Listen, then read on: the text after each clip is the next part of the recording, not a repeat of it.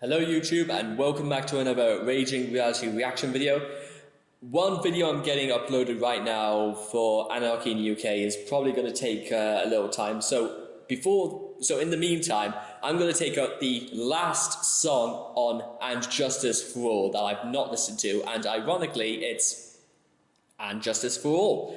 That's right guys, will be the final song from this album I would have listened to, because I've listened to all the songs I listened to before I started doing these reactions I listened to. That's 1, Harvester of Sorrow, Frayed Ends of Sanity, To Live Is To Die, and Dry As I.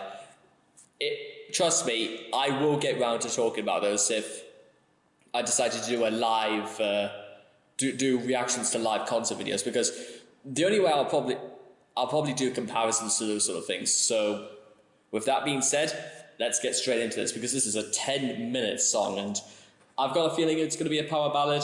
There's nothing wrong with that. So if you guys want to check out the original video for yourself, I will leave the link in the description down below. Let's begin. And Justice for All.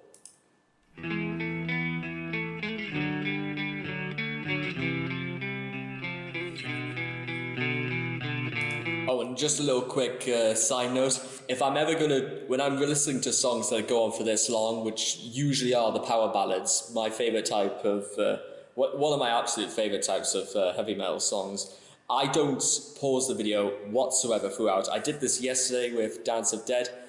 I'm going to do the same here, so that's the last time you'll see me pause the video, because this is going to be a doozy.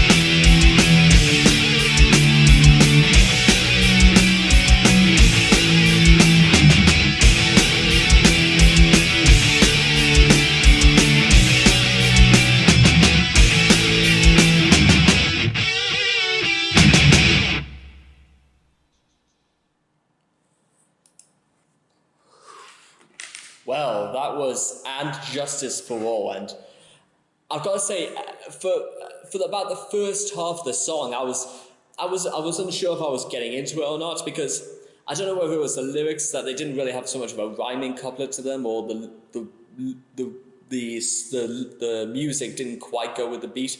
But absolutely, when I found what the pace and the tempo it set, I was loving this. I love the. I think actually I will say my favorite part about the song was the solo, and how it almost has a very harsh bass riff that absolutely reminded me of Frayed Ends. And Frayed Ends has got one of the best. I think it's probably got the best solo on the entire album, and that's including stuff like "Eye of the Beholder" and "Harvester of Sorrow," because they're really, really good as well. But this was, I think, even better. Probably not.